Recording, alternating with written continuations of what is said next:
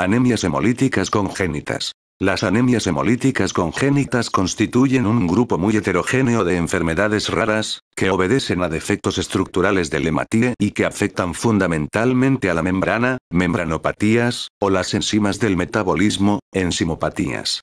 Su diagnóstico es difícil porque, junto a su heterogeneidad clínica y baja prevalencia, requieren tecnología solo al alcance de laboratorios especializados. Membranopatías congénitas. Esferocitosis hereditaria. Etiología, epidemiología y patogenia. La esferocitosis hereditaria constituye un grupo heterogéneo de anemias hemolíticas congénitas caracterizadas por anemia, ictericia, esplenomegalia y la presencia en sangre periférica de eritrocitos esféricos o esferocitos.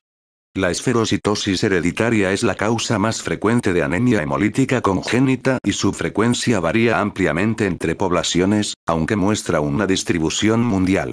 Es especialmente frecuente en las regiones del norte de Europa y América, donde la prevalencia estimada es de un caso por cada 2.000 habitantes. En las regiones del sur de Europa, incluida España, la incidencia se sitúa alrededor de un caso por cada 5.000 nacimientos.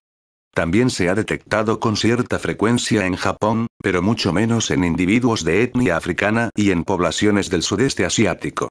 En un 75% de los casos, la esferocitosis hereditaria se transmite con herencia autosómica dominante y en el 25% restante, recesiva o constituye una mutación de novo. La lesión primaria en la esferocitosis hereditaria es la pérdida de membrana con disminución de la relación superficie-volumen del eritrocito, esferocito. Debido a ello, pierde más del 80% de su capacidad para deformarse y es retenido y eliminado por el filtro esplénico. La intensidad del cuadro clínico puede variar desde una hemólisis compensada sin anemia, o con anemia muy ligera, hasta un síndrome hemolítico moderado o muy intenso con requerimiento transfusional. Las complicaciones más comunes del síndrome hemolítico crónico en la esferocitosis hereditaria son colelitiasis, crisis hemolíticas intercurrentes y crisis de eritroblastopenia por infección debida a parvovirus B19. La esplenectomía puede comportar la desaparición de la anemia, pero solo debe llevarse a cabo después de una cuidadosa evaluación riesgo-beneficio. Mecanismo molecular. La pérdida de membrana en la esferocitosis hereditaria obedece a un defecto de ciertas proteínas del esqueleto que aparecen como consecuencia de mutaciones de los genes responsables de su síntesis. Estas proteínas son fundamentalmente anquirina, banda 3, espectrina y proteína 4. Hasta la actualidad se han identificado muchas mutaciones aisladas que afectan a alguna de estas proteínas y que explican la variabilidad del cuadro clínico característica de esta enfermedad. La cuantificación densitometría de estas proteínas fraccionadas mediante electroforesis en gel de poliacrilamida y iodesilsulfato sódico o Western blot ha permitido clasificar 5 formas moleculares diferentes de 1. Déficit aislado de espectrina. 2. Déficit conjunto de espectrina y anquirina. 3. Déficit de banda 3. 4. Déficit de proteína 4,2. Y 5. Déficit del complejo RH. El déficit de alespectrina representa aproximadamente el 5% de los casos de esferocitosis hereditaria y es de herencia autosómica recesiva. Dado que la síntesis normal de A-espectrina es 3 veces superior a la de B-espectrina, su déficit solo es clínicamente evidente en homocigotos o dobles heterocigotos y se caracteriza por intensa anemia con abundantes microesferocitos y eritrocitos de aspecto fragmentado. Las mutaciones del gen SPTA1 con alelos mudos, ausencia de síntesis, son relativamente frecuentes y la clínica viene dada por asociaciones de un alelo mudo y otro de expresión parcial de la proteína. El estado homocigoto de 2 alelos mudos se considera incompatible con la vida.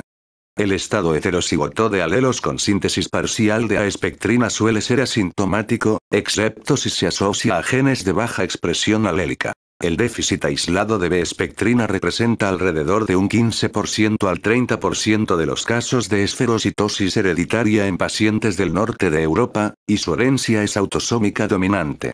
Por este motivo, la mutación de un único alelo del gen SPTB es suficiente para causar anemia hemolítica cuya intensidad puede variar entre moderada e intensa sin llegar al requerimiento transfusional. Una característica morfológica peculiar de esta mutación y que ayuda al diagnóstico es la presencia de acantocitos. El déficit combinado de espectrina y anquirina constituye el fenotipo más frecuente de esferocitosis hereditaria en el norte de Europa, 40% a 65% de los casos, pero no en el sur, 20% a 30% de los casos.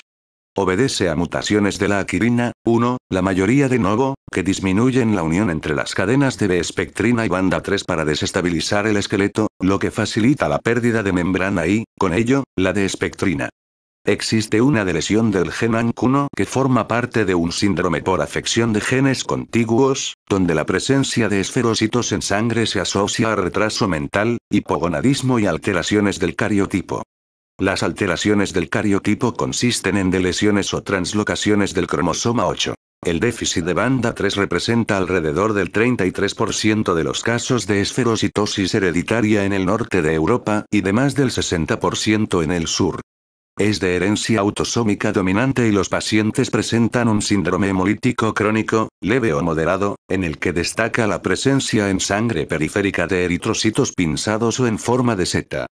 La electroforesis de proteínas de membrana muestra, en un 70% de los casos, aproximadamente, una disminución significativa de la banda 3, que obedece a un elevado número de mutaciones que se extienden a lo largo del gen de la banda 3, SLC4A1.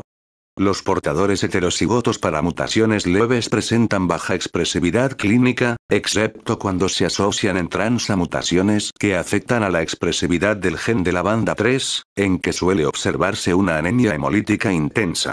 Las formas más graves son las debidas a homocigotos o doble heterocigotos para mutaciones genéticas de la banda 3. Es de señalar que existe un subgrupo de pacientes con déficit de banda 3, que no pueden clasificarse como esferocitosis hereditaria porque su fenotipo es más propio de la estomatocitosis hereditaria. Este hecho sucede con la acidosis tubular renal por déficit de la isoforma tubular de la banda 3, la criohidrocitosis en sus diferentes formas, el déficit de banda 3 asociados a anemia diseritropoyética congénita y la ovalocitosis del sudeste asiático que, actualmente, se considera una entidad propia. El déficit de proteína 4,2 obedece a mutaciones del gen EVA42 y se hereda con carácter autosómico recesivo. Todos los pacientes descritos hasta la actualidad son portadores homocigotos de alelos mutados, ya que los heterocigotos son asintomáticos. La anemia hemolítica es leve o moderada y, junto a la observación de escasos esferocitos, es característica la presencia de ovalocitos y algunos estomatocitos. Es una forma de esferocitosis hereditaria especialmente frecuente en Japón, aunque se observa también en Europa y Estados Unidos. El déficit del complejo RH obedece a ausencia o disminución del antígeno RH constituyente del grupo sanguíneo. El antígeno RH forma parte de un complejo multiproteico que interviene en la unión del esqueleto a la bicapa lipídica. La anemia hemolítica, que suele ser leve o moderada, se caracteriza por presentar una mezcla de esferocitos y estomatocitos. Su mecanismo genético es heterogéneo y en un importante número de los casos se ha atribuido a mutaciones modificadoras o supresoras del locus RH50. Cuadro clínico. La esferocitosis hereditaria debe sospecharse en niños o pacientes jóvenes, ocasionalmente también en adultos, con un cuadro de anemia leve o moderada, de curso prolongado y reticulocitosis persistente. La presencia de ictericia, aunque sea únicamente subconjuntival, y la demostración de esplenomegalia, son los principales criterios clínicos orientativos. La coexistencia de dolor abdominal intermitente o el hallazgo de litiasis biliar son datos que deben ser adecuadamente valorados. En un 75% de los casos existen antecedentes familiares, y en muchos de ellos, el diagnóstico suele realizarse durante el período neonatal o la infancia. En la esferocitosis hereditaria con anemia e ictericia neonatal, la anemia suele aparecer hacia el segundo día de vida, y aunque la gravedad de la sintomatología no permita predecir la evolución clínica, todos los casos de esferocitosis hereditaria grave son sintomáticos en el período neonatal. Los factores que desencadenan las manifestaciones neonatales de la esferocitosis hereditaria son aún desconocidos, pero podrían relacionarse con la escasa capacidad del hígado para conjugar la bilirrubina y con el valor elevado de ácido 2,3, bisfosfoglicérico, libre en las células fetales, que haría desestabilizar las uniones espectrina-actina-proteína. La fototerapia es suficiente para disminuir los valores de bilirrubina en la mayoría de los casos, pero puede ser necesaria una exsanguinotransfusión para evitar el keníctero. Se han establecido 4 grupos diferentes de comportamiento clínico en la esferocitosis hereditaria. Forma típica, leve, grave y atípica. La esferocitosis hereditaria típica es la forma clínica más frecuente y se observa en un 60 a 70% de los casos. Consiste en anemia leve o moderada con crisis de agudización en el curso de infecciones víricas intercurrentes, embarazo o ejercicio físico intenso. Excepcionalmente, la anemia puede verse agravada por la aparición de una crisis de eritroblastopenia causada por el parvovirus B. La esferocitosis hereditaria leve, algo menos frecuente que la anterior, 20 a 30% de los casos, se caracteriza por un cuadro clínico que puede variar desde una hemólisis compensada, sin anemia, a una anemia poco intensa, por lo que puede pasar fácilmente desapercibida. Por ello, siempre que exista sospecha clínica de esferocitosis hereditaria, debe practicarse un recuento de reticulocitos, ya que la reticulocitosis constituye el principal criterio diagnóstico.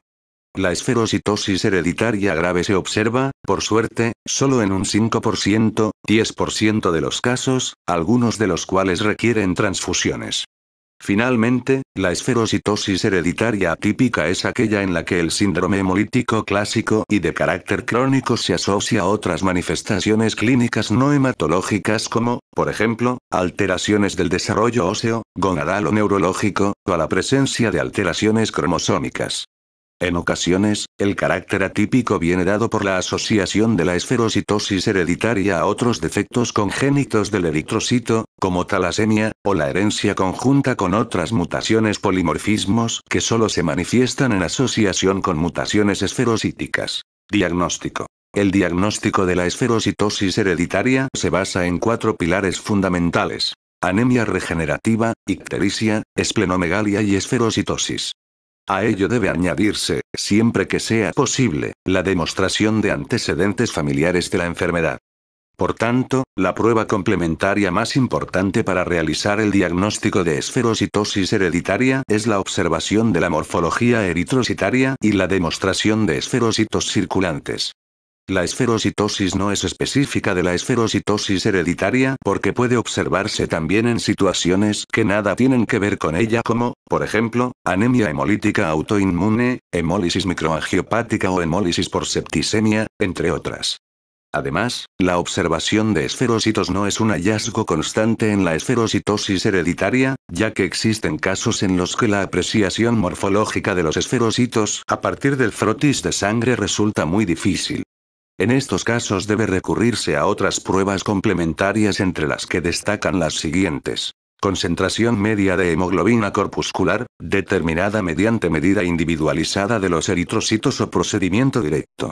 Normalmente este valor oscila entre 290 y 330 gramos por litro, pero en la esferocitosis hereditaria, la CMHC puede ser superior a 360 gramos por litro.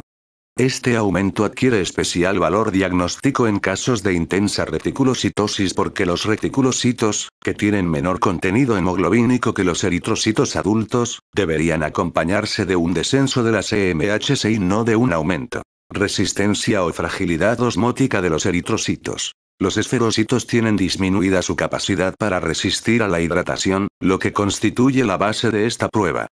Consiste en incubar los eritrocitos del paciente en presencia de concentraciones decrecientes de cloruro de sodio y medir la lisis que se produce para cada una de ellas a temperatura ambiente.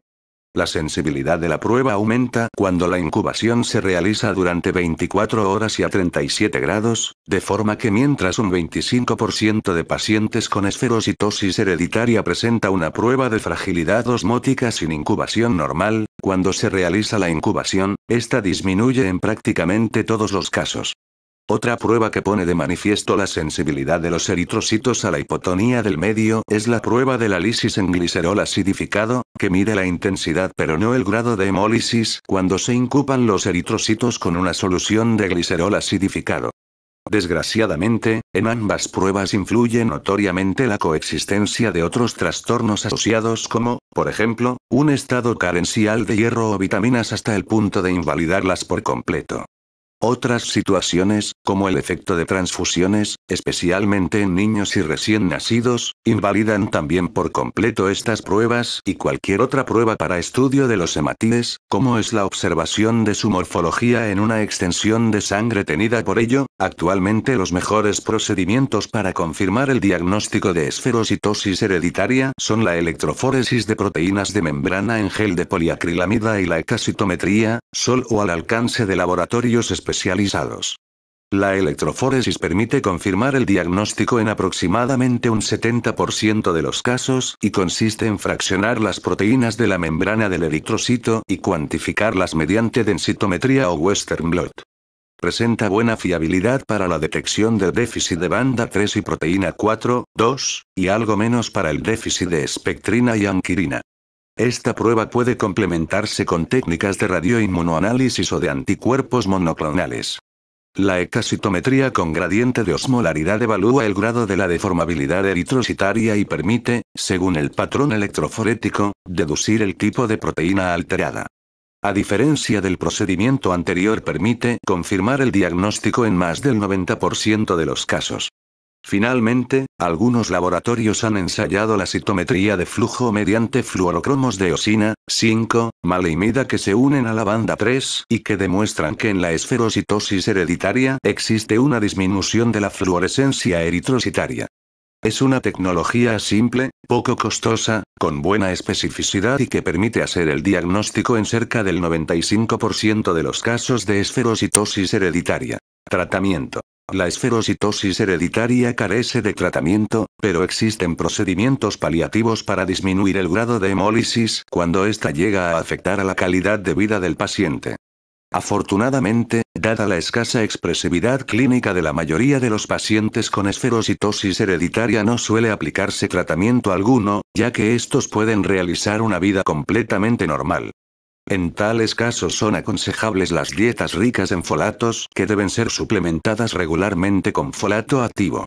En las formas de esferocitosis hereditaria con hemólisis intensa y anemia grave con o sin requerimiento transfusional, el tratamiento de elección es la esplenectomía. Con ello se consigue una reducción de la hemólisis y un aumento de la supervivencia eritrocitaria, lo que se traduce en una disminución de la anemia y de las complicaciones secundarias a la hemólisis crónica.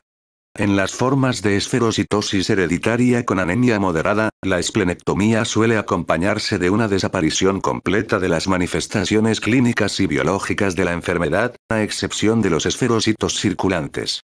Finalmente, en niños y adultos jóvenes con hemólisis compensada, la esplenectomía solo está indicada cuando existe litiasis biliar u otras complicaciones de hemólisis crónica. Si existe litiasis biliar, se recomienda practicar la colecistectomía para aprovechar la misma intervención de la esplenectomía. La esplenectomía parcial, contraindicada en caso de litiasis biliar, disminuye la hemólisis y mantiene alguna actividad fagocítica del vaso como protección contra la sepsis, al igual que sucede con los vasos accesorios. No obstante, la elevada capacidad regenerativa del tejido esplénico puede hacer que algunos años después de la intervención reaparezca el proceso hemolítico. Al igual que en la esplenectomía total, también está indicada la profilaxis de infecciones. El riesgo de sepsis post-esplenectomía es elevado durante la primera infancia, por lo que es aconsejable la extracción del vaso después de los 5 años de edad y nunca antes de los 3, incluso en casos dependientes de transfusiones.